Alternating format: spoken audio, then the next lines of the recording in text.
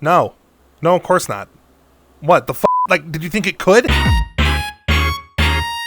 Here's how I'm thinking this works. Me and the AI both rant about a certain thing for about a minute length of time, and then we're gonna see which one did it better. Mainly I just want to do this because I feel like the idea of trying to make an AI replicate my style is fucking hilarious. I'm 100% certain that the AI is not capable of simulating the 100% brain rot that's going up in here. So let's do it. I'm gonna read through your comments now, do some off-the-cuff rants with them, and then we're gonna go into the future where I feed all your shit into an AI, and we're gonna see who does it better. And spoiler alert, it's probably gonna be me, not to toot my own horn. Basically, I have it set up so there's a little notepad here, and it gives basic instructions on the kinds of videos that I make. I was going to feed it examples of my videos, but I didn't know how to, and machine learning is scary. Then I take whatever ChatGPT gives me and put it into 11 labs. I've already spent $12 on this because I had to upgrade my plan, patreon.com/campfireheart. And then whatever 11 labs spits out is going to be what we judge the rant on. Fucking PC parts. Shit is so expensive. In fact, everything that's being more expensive. This is so fucking true. I loathe the day that I have to get myself a new PC because I can already feel it starting to come very slowly. And the day that it happens, I'm gonna be fucking dead. I've window shopped online for pre-builds before because I hate myself, and the cheapest thing I could find that has similar specs to what I currently have is like $3,000. God forbid I ever have to upgrade because holy shit. I thought prices were supposed to go down after the fucking semiconductor shortage stopped. I didn't realize it was gonna get even worse. And you may be asking yourself, why are you getting it pre-built? Building a PC yourself is just like building Lego. First of all, fuck you, die in a hole. Second off, building a PC is not like adult Lego. I have seen people try to build PCs before. They fucking suck at it, and I know that I'd be even worse. I know if I tried to build my own PC, I'd wire one thing wrong, and then when I work out what that is and I rewire it, I'll find another thing that I did wrong, and it's gonna go on for 7 days to the point where either my PC or myself are going out the fucking window. So is it cheaper to get the parts? Maybe. I don't know. I don't care. Also, everything in general is more expensive now. Grocery shopping sucks. I hate being an adult. Why are PC parts so expensive? Let's see what you got for us, come fire harvest. All right, gather around, you nerds, because today I'm going to talk about something that makes my blood boil hotter than a CPU without thermal paste. There's gonna be so many puns I don't get. I mean, holy shit, I'm starting to think NVIDIA and AMD are running some kind of extortion racket. They probably are. Now, I know some of you are going to say, but come Fire Harvest, it's all about supply and demand, the semiconductor shortage, yada yada. Spare me the Econ 101 lecture, buddy. The reality is we're all getting screwed over by a system. Why is it starting to sound sensual while talking about semiconductor shortages? And don't even get me started on the scalpers. These parasites make buying a GPU feel like trying to win the lottery, but instead of $1 million, you get the privilege of spending $2,000 on a piece of tech that'll be obsolete in 6 months. What a time to be alive. I know you guys expect some deep philosophical bullshit at the end here. Let's reflect on the nature of value. What is truly valuable in life? Is it the silicon wafers and transistors that make up our precious GPUs, or is it the fleeting moments of rage and despair we experience when we realize we can't afford them? Maybe, True. just maybe, the real treasure was the friends we made along the way while bitching about the prices on Reddit. Think about that next time you're contemplating taking out a second mortgage for a 4,000 ADT. Stay chaotic, my friends. I love how it said 4080 Ti is 4000 ADT. That one felt kind of weak to me. Didn't really know where to go there. I'm going to call that. I'm going to say that's my point. Do you or do you not wash an orange before eating it? I've never felt a need to. It's not like I'm gonna eat the fucking peel. Like, you take the peel off and then you just eat what's on the inside. Like, I understand washing stuff like apples and bananas and shit. Wait, no, you don't eat the outsides of bananas either. Apples, pears, grapes, those I can understand because you're eating the outer shell as well as the shit that's inside of it. But for stuff with a peel and shit that you take off, what's the point of cleaning the outside of it? I mean, if there's gross shit evidently on it, then obviously, yeah, wash it off. Otherwise, your fingies are gonna get all fucked up. But otherwise, no, I don't think it matters. I wonder if 11 Labs can replicate my voice cracks. Do you or do you not wash an orange before eating it? Here's the burning question that apparently needs my divine intervention. Do you or do you not wash an orange before eating it? Like, seriously? This is what you people want to know? Fine, let's dive into this cesspool of citrusy stupidity. Oranges have these peels, you know, that thick, bumpy armor that nature kindly provided. It's not just there for decoration, it's like a built-in condom for your fruit. So, do you wash it? Well, here's the thing. If you're the type of person who washes an orange before eating it, congratulations. You're officially more neurotic than a squirrel on meth. But hey, maybe you've got some weird germaphobe tendencies. Maybe you're worried about pesticides or dirt, or whatever the fuck people worry about these days. Go ahead, give it a rinse. Rub that bad boy under some water like it's gonna reveal the meaning of life. Spoiler alert, it won't. Alright, well, that, was a thing. Okay, here's what I'm gonna do. I like my rant better, so I'm gonna give myself a full point, but I do like the line about a squirrel being on meth, so I'm actually gonna also give the AI a half point. I'd love to see an AI argue about AI art. Oh, that's genius. All right, well, here's the mini rant about AI art. I don't think it's art. Something that will always be true about the creation of art is that there has to be human intervention, because the art means something to the person that made it, and they're trying to convey a feeling to the people who are observing it.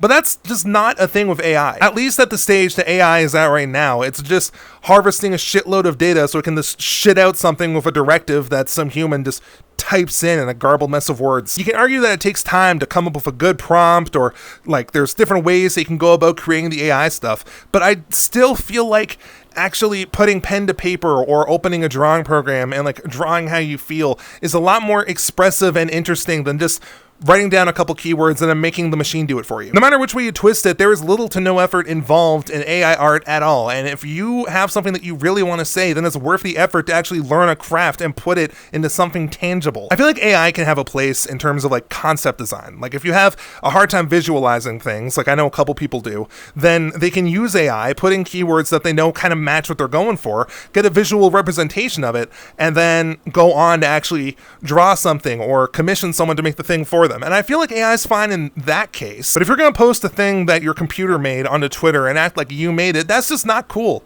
Like there's no art experience happening there, because what you made isn't art. What you made isn't a reflection of anything about you or your past experience. There is a firm disconnect there. And on top of that, a lot of it just looks ugly. I feel like I have a pretty good eye for catching AI stuff. It is getting harder and harder as models improve, but it's just, a lot of it just is not aesthetically appealing. Or sometimes it can look aesthetically appealing until you actually look at it for more than 3 seconds, and then you realize that there's so many things that are just glaringly wrong with it. I don't know. That's my thoughts on AI art. Cool. Next topic, arguing against AI art. This is gonna be really funny. Okay, so let's talk about AI generated art. Yeah, the same art that's supposedly revolutionizing the creative world. Can we just take a fucking second to acknowledge how dumb this shit is? We've got machines now spewing out paintings and calling it art.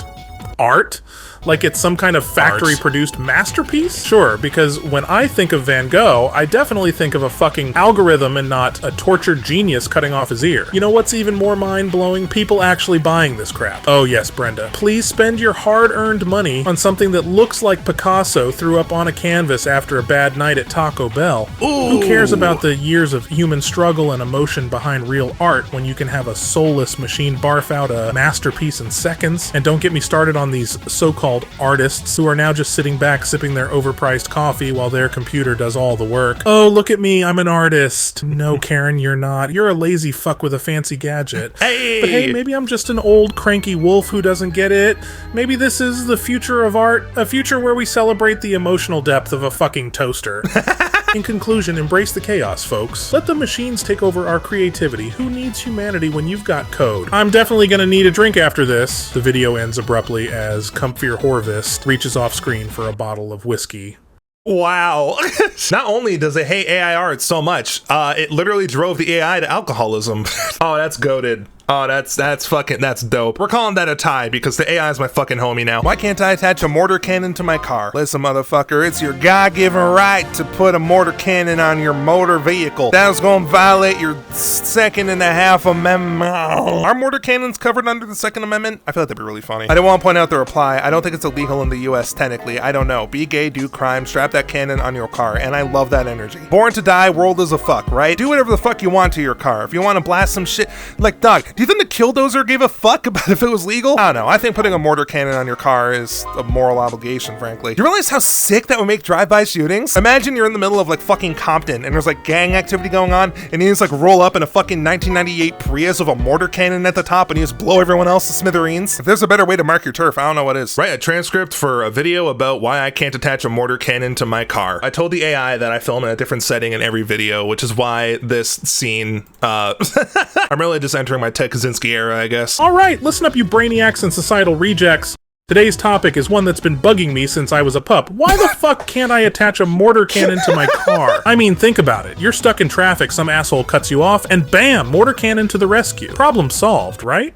Well, apparently the authorities And by that, I mean the fascists in charge of public safety. Think it's a bad idea. They have these laws public and safety regulations is in quotes, by the that way. say strapping So heavy are lots of artillery to your regulations. vehicle is somehow dangerous and illegal. Rolls eyes. I really am in my Ted Kaczynski arc. What the fuck? This is the kind of oppressive bullshit that keeps society in a chokehold. But here's the philosophical kicker, folks. Maybe, just maybe, the reason we can't have mortar cannons on our cars isn't because of the inherent danger, but because it symbolizes our deep-seated desire to destroy anything that gets in our way. It's a metaphor for our lives, always trying to blow up obstacles instead of finding a peaceful route around them. So the next time you're stuck in traffic, remember, it's not just about the mortar cannon you can't have, it's about the journey you're forced to take instead. And maybe, just maybe, that's where the real adventure lies. Okay, kind of lost me at the end there. There were some funny bits in it, but I don't know. I'll say that's a tie. We need a full-length debate on Twinks or bears. Positives and negatives. Full-fledged debate in this motherfucker. I'm not sure how I'm supposed to give positives and negatives on both, since bears are where it's at. Don't act like you don't already know. I need a man who is like twice the size of me that I'm able to just fucking get smothered by. You know what I mean? I don't want someone looking like a Slim Jim that I can just break by accidentally breathing on them too hard. I don't care what everyone calls it, twink death. Personally, I call it a second chance at life. However, with this, say positive or negative, so I have to think for a second. Hold on. What's the crossover between twinks and people who like maid outfits? Because I would like some help around the fucking house. If I can hire a twink to clean my room, then boom, all bets are off. I'll fucking take it. And a negative about bears.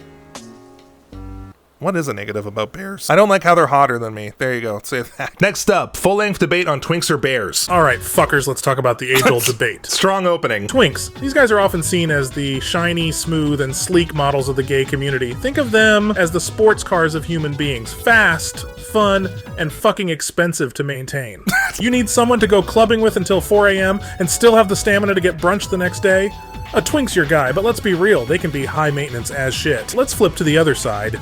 Bears. Big, burly, and unapologetically hairy. These guys are like the SUV of the gay world. Rugged, dependable, and they don't give a flying fuck about squeezing into tight spaces. I don't like how you said that. Generally, their idea of a good time is a chilled night with a few beers and some Netflix. Me and my boyfriend both hate beer. Sometimes they can get a bit too comfortable.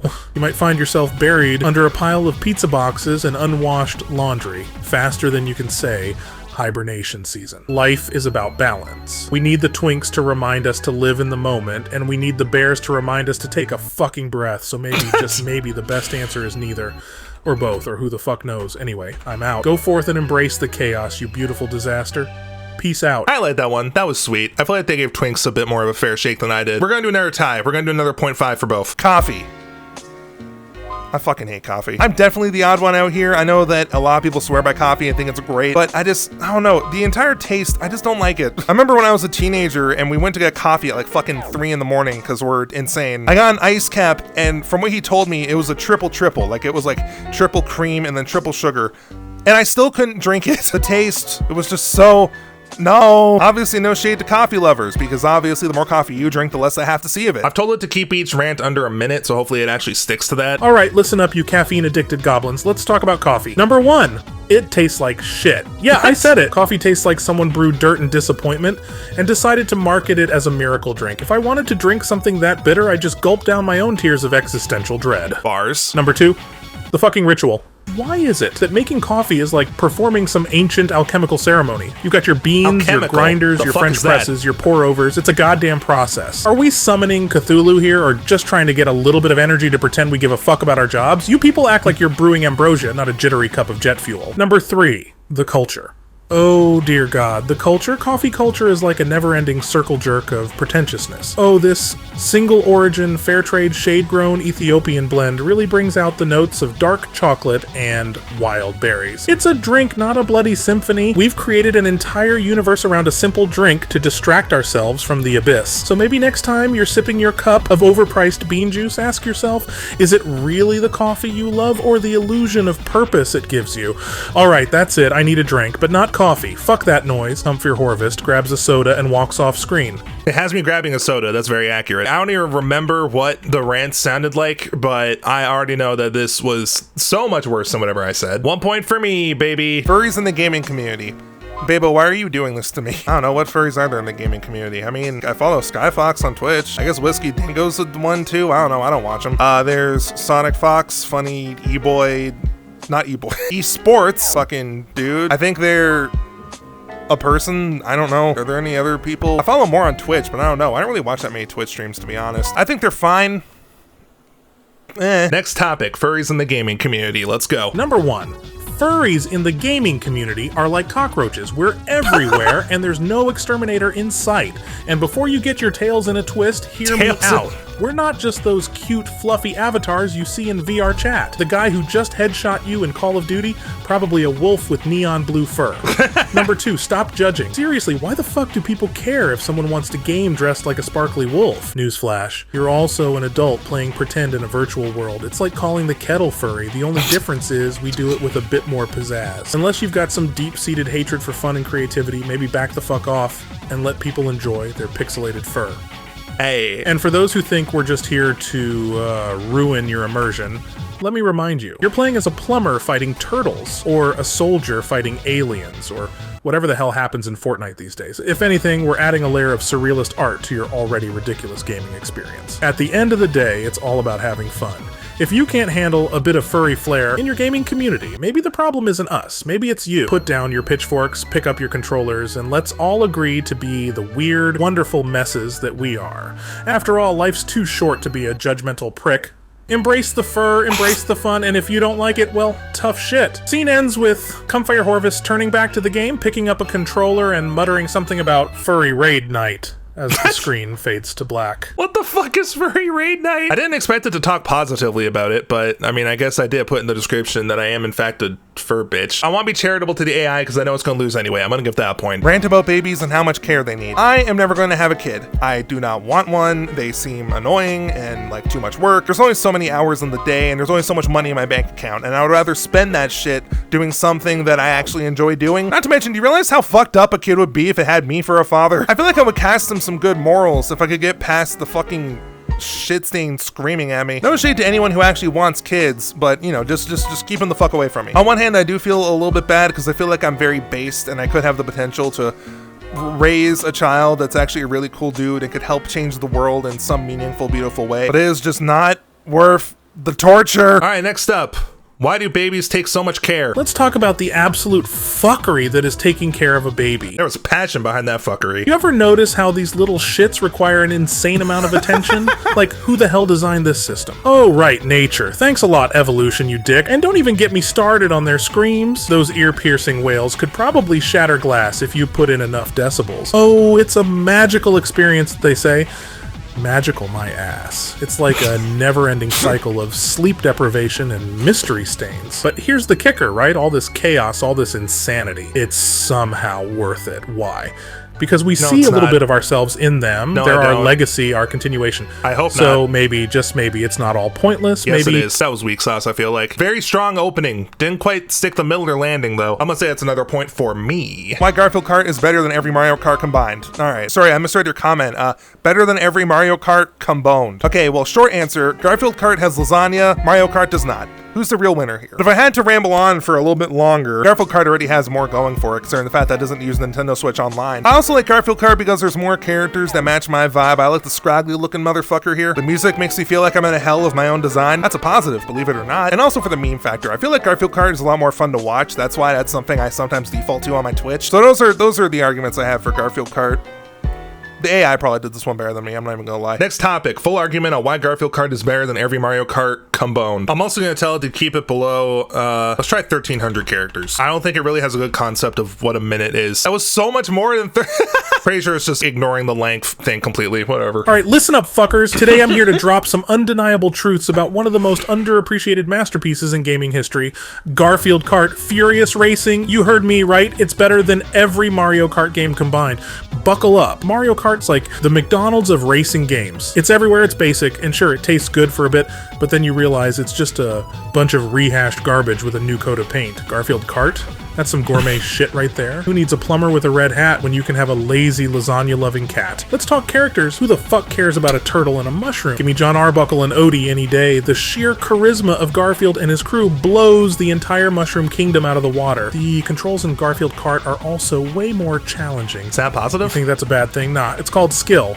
Anyone can pick up Mario Kart and be decent in like 5 minutes, but Garfield Kart, that takes dedication. It's the Dark Souls of kart racing, And if you can't handle it, that's on you. And let's not ignore the elephant in the room. Lasagna. Garfield Kart has a fucking lasagna power-up. Mario Kart wishes it had something that badass. Actually. You can't deny the sheer genius of using a classic Italian dish to dominate the racetrack. The next time you're about to fire up Mario Kart, remember, mediocrity is for the masses. Be a fucking individual. Play Garfield Kart. Peace out, bitches. Go get your lasagna on.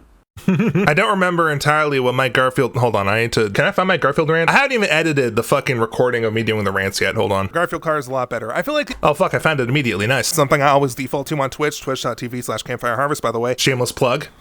Yeah, I didn't do that. I feel like my rant was a little bit more vapid. I'm actually going to give that point to the AI. I don't know how much it was confidently wrong about, but it did go balls to the wall. If a person starts a trend or meme, how much should they as the creator be able to milk it? What I mean by that is that they essentially become a one-trick pony, turn that trend into a product, or create a fully fledged series out of it, e.g. Pink Sauce, Gorilla Glue Hair Lady, 100, yeah, blah, blah, blah. I don't know enough about the last two to really have an opinion, but for the first two, the question of should is odd, because I feel like they should be able to do whatever they want. If they find a niche that's working for them, then they should feel free to keep chasing it. But eventually the one-trick pony is going to become a dead horse, right? Think about Pink Sauce and the Gorilla Glue Hair Lady. What have they done since? I haven't heard anything about Gorilla Glue Hair Lady since the whole shit happened, and the Pink Sauce Lady is really in debt. And I feel like that kind of happens when you try and stick to the one thing that you're known for or that you're good at for so long. There's a reason these videos are taking priority now instead of gaming videos, because as much as I enjoy doing gaming videos, I know that I don't want to just keep doing the same thing forever or having this one thing be my brand. Hell, in 5 years I'll probably stop doing the VTubers or bad series and I'll start doing fucking cooking videos. I don't know. But to kind of reorient and go back towards your question, I think you gotta find a balance, right? If you're doing something like, say, marketing a song and you post 5 videos with said song in it, more than likely people might only see 1 or maybe even 0 of those videos. But on the other end, on the other end, there's also a chance that people are going to see all 5, and if you post more, they might even get more of those on their fucking For You page. So I don't think there's a really clear-cut answer. I guess just don't beat it to death, ideally. Or if you are going to beat it to death, then at least make sure you're doing some other stuff in the background. Show that you're actually capable of doing more than this one-trick thing, because, you know, when the one-trick pony turns into a dead horse that you're just relentlessly trying to beat till it stops spitting out money, then what are you going to have? You're not going to have anything. I'm hoping it actually understands that one-trick pony is a euphemism, because that'd be kind of awkward. Let's talk about content creators, specifically those one-trick pony assholes who can only do one thing. I mean, how many fucking times can you watch someone build a house in Minecraft before you start questioning your life choices? It's like, congrats, you built another blocky mansion. Whoop-de-fucking-do. And don't get me started on those TikTokers who just lip-sync to trending audio. I literally made a video on this! How hard is it to move your lips in time with someone else's voice? Oh, privacy is a dead concept! These people are basically the human equivalent of that one friend who always tells the same joke at every party. At first, you laugh because it's funny. The second time, it's mildly amusing. By the third time, you're ready to punch them in the face with a brick made of pure annoyance. Here's the thing, folks, the audience is just as guilty. True. We keep consuming the same regurgitated content like we're on some sort of media hamster wheel. Maybe it's because we crave familiarity, or maybe it's because we're just too lazy to look for something new. For my obligatory philosophical bullshit, in a world where everyone's a one-trick pony, maybe the real trick is to find the one that makes us the least miserable. Or, you know, just do what I do and rant about it on the internet. Because fuck it. Someone's gotta point out the obvious, right? Okay. As much as I did enjoy that, I'm giving myself the point. I feel like it leaned too hard into the fucking rant part. I feel like I was a bit more charitable in my other one, which I feel like is a bit more of my character. I want to try and give people a fair shake, unless they're just ontologically evil. Sorry for the abrupt medium shift here. The AC is currently not working in my room, and if I put my VR headset on, I might die. But I hope you enjoyed the video. This was entirely experimental for me. I did not think it would work out as well as it did, and I'm glad that it worked out well, because it was a lot of fun to make. The final score ended up being 65 points for me and 4 for the AI, which, while it's closer than I expected it being, I feel like it does show a little bit of proof that maybe, just maybe, I'm not in danger of losing something that I'm passionate about doing. I guess I'm also biased too, because I was the one making my original rants as well as the AI counterparts to them, but trying to look at it objectively, I feel like, you know, AI still has a bit of a ways to go in that front, which means that you motherfuckers are stuck with me, baby. Let's go! Shout out to the patrons: Gordon, Hakai Mono, Foxy Boy, Kyla Cray 95, Fox Named Ari, Alley Cat VR, Jargy Roo, Theo Firefox, Serial Saurus, Maddo Kalos, and Beast King Barbaros. I turned off every fan in my room to record this, and I'm already feeling the heat stroke coming in, so I'm gonna die now. Bye.